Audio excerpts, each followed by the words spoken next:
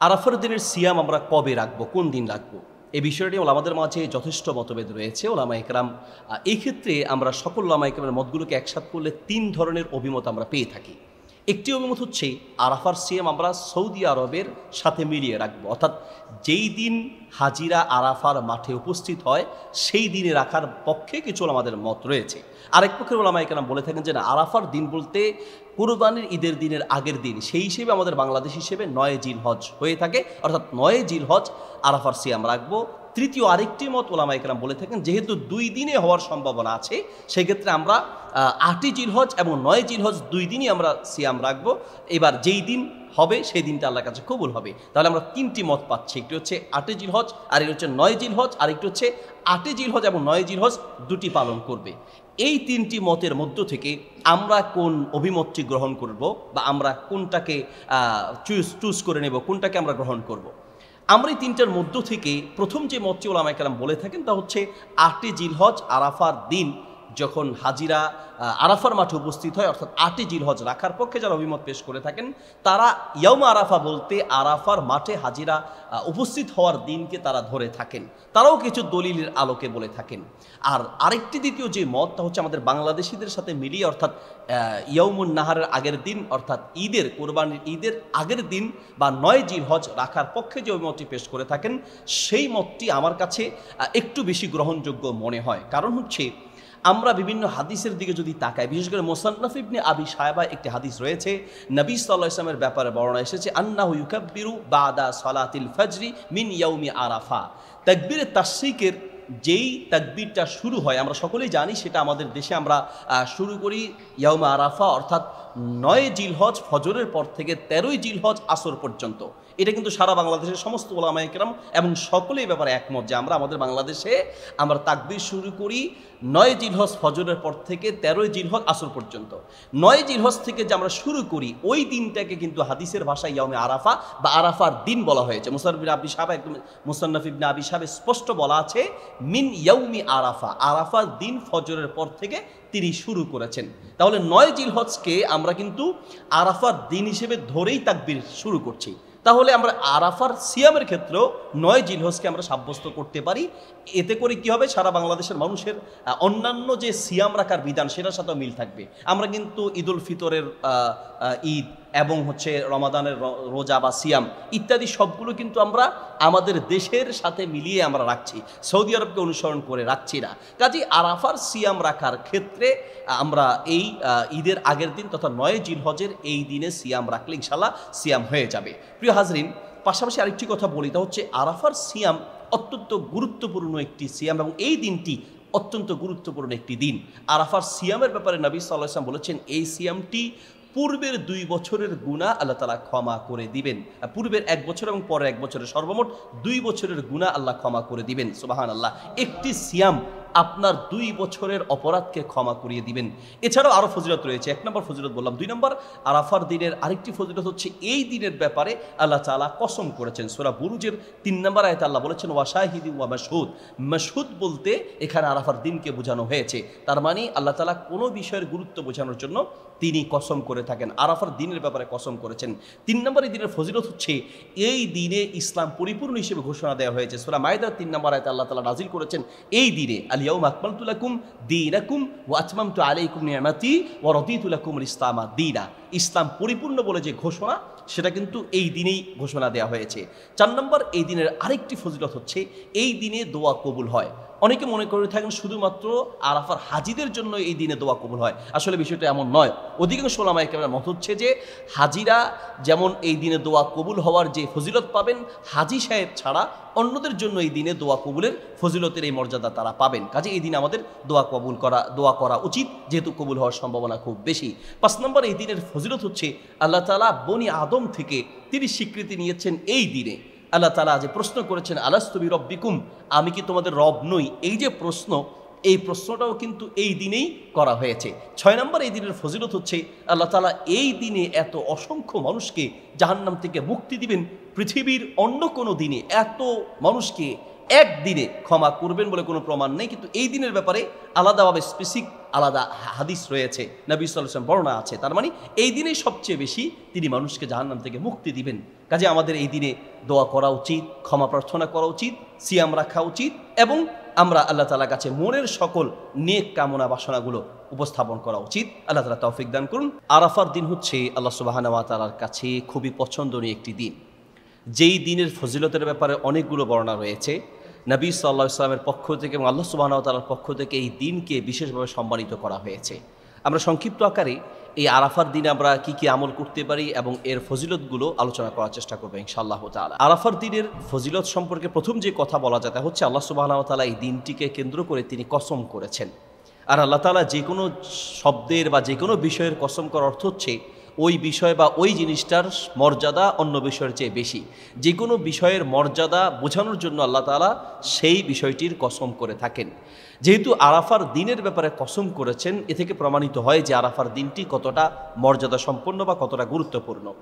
আল্লাহ সুবহানাহু ওয়া তাআলা সূরা বুরুজের ৩ নম্বর আয়াতে কসম করেছেন ওয়া শাহিদি ওয়া মাশহুদ, শাহিদ এবং মাশহুদের কসম। এখানে মাশহুদ বলতে মুফাসসিরগণ বলেন যেখানে আরাফার দিনকে বোঝানো হয়েছে। তাহলে আমরা বলতে পারি যে আরাফার দিনের ১ নম্বর ফজিলত হচ্ছে আরাফার দিন হচ্ছে এই দিনের আল্লাহ তাআলা কসম করেছেন। দ্বিতীয়, এই দিনের ফজিলতের আরেকটি কারণ হচ্ছে এই দিনেই আল্লাহ তাআলা দিন এবং ইসলামকে পরিপূর্ণ বলে ঘোষণা করে আয়াত নাজিল করেছেন, যেটি সূরা মায়দার ৩ নম্বর আয়াতে রয়েছে। আল্লাহ তাআলা বলেন আল-ইয়াউমা আকমালতু লাকুম দীনাকুম ওয়া আতমামতু আলাইকুম নি'মাতি ওয়া রাদিতু লাকুমুল ইসলামা দীনা। আজ তোমাদের জন্য আমি দিনকে পরিপূর্ণ করলাম।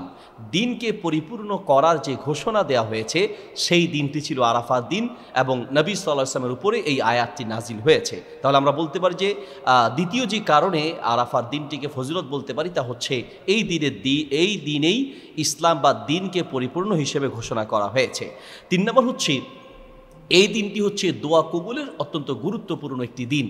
আরাফার মাঠে যারা অবস্থান করবে তাদের জন্য যেমন এই দিনটি দোয়া কবুলের গুরুত্বপূর্ণ সময়, আরাফার মাঠে যারা অবস্থান করবে না অর্থাৎ যারা হজে যাবে না তাদের জন্য এই দিনটি অত্যন্ত গুরুত্বপূর্ণ দিন দোয়া কবুলের জন্য।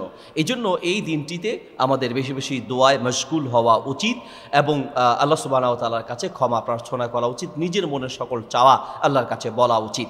৪ নম্বর হচ্ছে আরাফার দিনে আল্লাহ সুবহানাহু ওয়া তাআলা এমন অসংখ্য মানুষকে জাহান্নাম থেকে মুক্ত করেন, অন্য কোনো দিনে এত মানুষকে জাহান্নাম থেকে আল্লাহ তাআলা মুক্ত করেন না। নবী সাল্লাল্লাহু আলাইহি ওয়াসাল্লাম হাদিস থেকে প্রমাণিত হয়, তিনি বলেছেন যে আল্লাহ তাআলা এই দিনে যত মানুষকে জাহান্নাম থেকে মুক্ত করেন অন্য কোনো দিনে এত বেশি মানুষকে আল্লাহ তাআলা মুক্ত করেন না। ৫ নম্বর হচ্ছে এই দিনের সিয়াম ২ বছরের গুনাহ মাফ করে দেয়। সুবহানাল্লাহ। অর্থাৎ পূর্বের ১ বছরের গুনাহ এবং আগামী ১ বছরের গুনাহ বা অপরাধ আল্লাহ তাআলা ক্ষমা করবেন এই দিনের একটা সিয়ামের মাধ্যমে।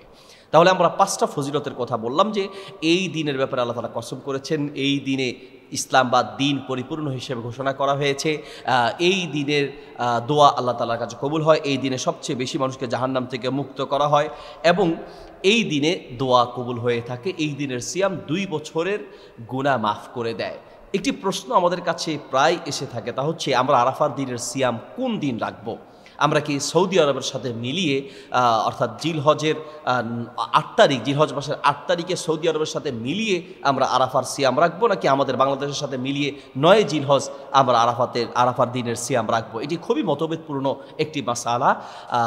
এই বিষয়ে আমাদের ৩ ধরনের বক্তব্য পাওয়া যায়। কেউ বলেছেন আরাফার দিনের সিয়াম বলতে হাজিরা যেই দিন আরাফার মাঠে উপস্থিত হয় সেই দিনটি ৮ জিলহজ হয়, অর্থাৎ সৌদি আরবের সাথে রাখার জন্যই অনেক ওলামায়ে কেরাম প্রস্তাব করে থাকেন।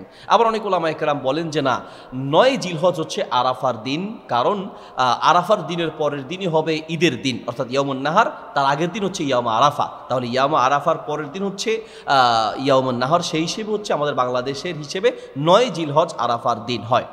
আরেকদল ওলামায়ে কেরাম বলেন যে ৮ জিলহজ এবং ৯ জিলহজ ২ দিনই সিয়াম রাখার জন্য, তাতে করে কি হবে, একদিকে সৌদি আরবের সাথেও রাখা হবে, আরেকদিকে আমাদের বাংলাদেশিদের সাথেও রাখা হবে। এখন এই ৩টি মতের মধ্য থেকে আমরা আসলে কোন মত গ্রহণ করতে পারি, এই বিষয়টা নিয়ে যদি আমরা বিস্তারিত আলোচনা করতে যাই তাহলে অনেক লম্বা সময় লেগে যাবে। যারা আরাফার দিনে সৌদি আরবের সাথে রোজা রাখার জন্য বলে থাকেন, তারাও বিভিন্ন দলিলের ইঙ্গিত বা বিভিন্ন দলিলের আলোকেই বলে থাকেন। আবার যারা বলে থাকেন যারা বাংলাদেশিদের সাথে মিলিয়ে অর্থাৎ 9 জিলহজ আরাফার সিয়াম রাখবে, অর্থাৎ কোরবানির ঈদের আগের দিন রাখবে। তো এই পক্ষে যারা অভিমত পেশ করে থাকেন তারাও বিভিন্ন দলিল পেশ করে থাকেন। তো আমরা দলিলের আলোকে আমরা চিন্তা করবো যে কোনটা বেশি গ্রহণযোগ্য। তবে আমি যেটা মনে করি যে যদি আমাদের দেশে যেইভাবে রাখা হচ্ছে, যেহেতু ঈদ, রমাদানের রোজা বা ঈদুল ফিতর, ঈদুল আজহা সবগুলোই আমরা আমাদের দেশের চান্দ্র মাস হিসেবে আমরা রাখছি, তো আরাফার সিয়ামটাও আমরা আমাদের দেশের হিসেবে রাখলে হয়ে যাবে এবং রাখতে পারি ইনশাল্লাহ। কারণ এটার পক্ষে কিছু দলিলও রয়েছে, শক্তিশালী দলিল। যেমন একটি দলিল হচ্ছে মুসান্নাফ ইবনে আবি শায়বার মধ্যে এসেছে আন্নাহু ইউকাব্বিরু মিন মিন মিন আন্নাহু ইউকাব্বিরু বাদা সালাতিল ফজরি মিন ইয়াউমি আরাফা। নবী সাল্লাল্লাহু আলাইহি ওয়াসাল্লাম যে জিলহজ মাসের 10 দিনের শেষের যেই 3 দিন আইয়ামে তাশরিকের যে তাকবীরগুলো দিতেন তিনি ইয়াউমা আরাফার ফজরের পর থেকে দিতেন। ইয়াউমা আরাফার বা আরাফার দিনের ফজরের পর থেকে তিনি তাকবীর দিতেন, আল্লাহু আকবার আল্লাহু আকবার লা ইলাহা ইল্লাল্লাহু আল্লাহু আকবার আল্লাহু আকবার ওয়ালিল্লাহিল হামদ। এই তাকবীরটি তিনি দিতেন ফজরের নামাজের পর থেকে আরাফার দিন। তাহলে এখানে আরাফার দিন বলতে সারা বিশ্বের ওলামারা একমত যে এখানে আরাফার দিন বলতে ঈদের আগের দিনকে বোঝানো হয়েছে।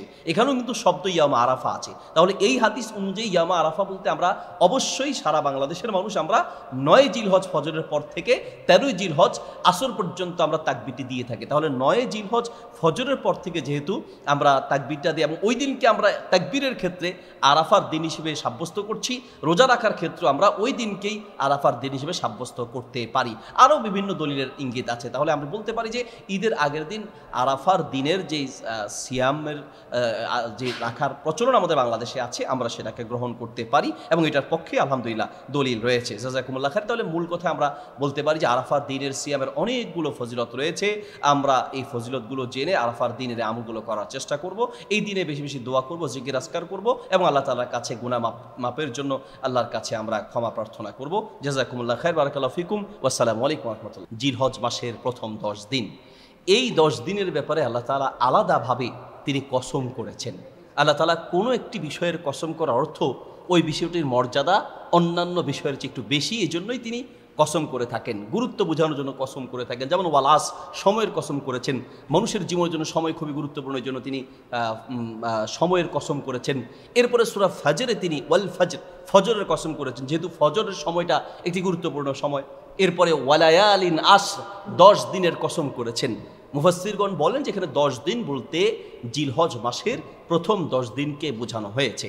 এই 10 দিনের কসম করার কারণে যেমন এই 10 দিনের মর্যাদা রয়েছে, এছাড়াও নবী সাল্লাল্লাহু আলাইহি ওয়াসাল্লাম বলেছেন, মুসনাদে আহমদের হাদিসে রয়েছে, তিনি বলেন মা মিন আইয়ামিন আযমা ইনদাল্লাহ ওয়ালা হাব্বা। আল্লাহ তাআলার কাছে এই 10 দিনের চেয়ে বেশি মর্যাদা সম্পন্ন এবং বেশি প্রিয় আর কোনো দিন নেই। তার মানে সবচেয়ে প্রিয়তম 10 দিন হচ্ছে জিলহজ মাসের প্রথম 10 দিন। জিলহজ মাসের প্রথম 10 দিনের এত ফজিলত হওয়ার অনেকগুলো কারণের বড় কারণ হচ্ছে এই দিনে আল্লাহু আকবার আরাফার দিন রয়েছে, এর মধ্যে কুরবানি রয়েছে, এর মধ্যে সিয়াম রয়েছে, অনেকগুলো আমলের সন্নিবেশ ঘটেছে এই 10 দিনের মধ্যে। আসুন আমরা জানার চেষ্টা করি এই 10 দিনে আমরা কি কি আমল করতে পারি। 1 নম্বর বলবো যে এই 10 দিন যেহেতু আল্লাহর কাছে খুবই প্রিয়তম দিন এবং খুবই পছন্দনীয় সম্মানিত দিন, এই দিনগুলোতে সব ধরনের পাপ এবং অপরাধ থেকে মুক্ত থাকতে হবে। কোনো ধরনের একেবারেই অন্য সময়েও পাপ করা যাবে না, বিশেষ করে এই 10 দিনে কোনো ধরনের জন্য কোনো গুনাহ না হয় সেদিকে সতর্ক থাকতে হবে। এবং আল্লাহর পছন্দনীয় দিন যেহেতু, সেই ক্ষেত্রে আমরা গুনাহ থেকে মুক্ত থেকে আল্লাহর কাছে বিশেষ করে আমরা তওবা করব, নিজেরা গুনাহ ছেড়ে দিব এবং গুনাহ থেকে তওবা করব।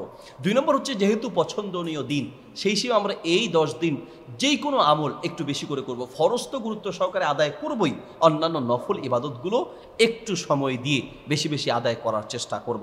3 নম্বর হচ্ছে এই 10 দিনে নবী সাল্লাল্লাহু আলাইহি ওয়াসাল্লাম বেশি বেশি সিয়াম পালন করতেন, রোজা রাখতেন। অন্যান্য সময় তো রোজা রাখার ফজিলত আছে, বিশেষ করে তিনি এই 10 দিনের রোজা ছাড়তেন না। হাদিসে এসেছে নবী সাল্লাল্লাহু আলাইহি ওয়াসাল্লাম এই 10 দিনের রোজা তিনি ছাড়তেন না।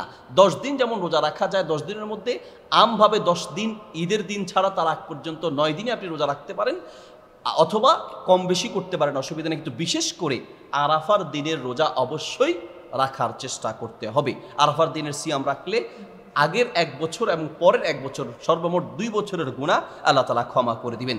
4 নম্বর, এই দিনে যে আমলটি করতে পারি তা হচ্ছে জিকির করতে পারি। নবী সাল্লাল্লাহু আলাইহি ওয়াসাল্লাম বলেছেন ফাকসিরু ফিহিন্না বিনাত তাহলিল ওয়াত তাহমিদ ওয়াত তাকবীর। তাহলিল, তাহমিদ, তাকবীর, আল্লাহু আকবার, আলহামদুলিল্লাহ, লা ইলাহা ইল্লাল্লাহ, এইভাবে যে জিকিরগুলো আছে আমরা বেশি বেশি জিকিরগুলো বলবো। সুবহানাল্লাহি ওয়া আলহামদুলিল্লাহি ওয়া লা ইলাহা ইল্লাল্লাহু আল্লাহু আকবার।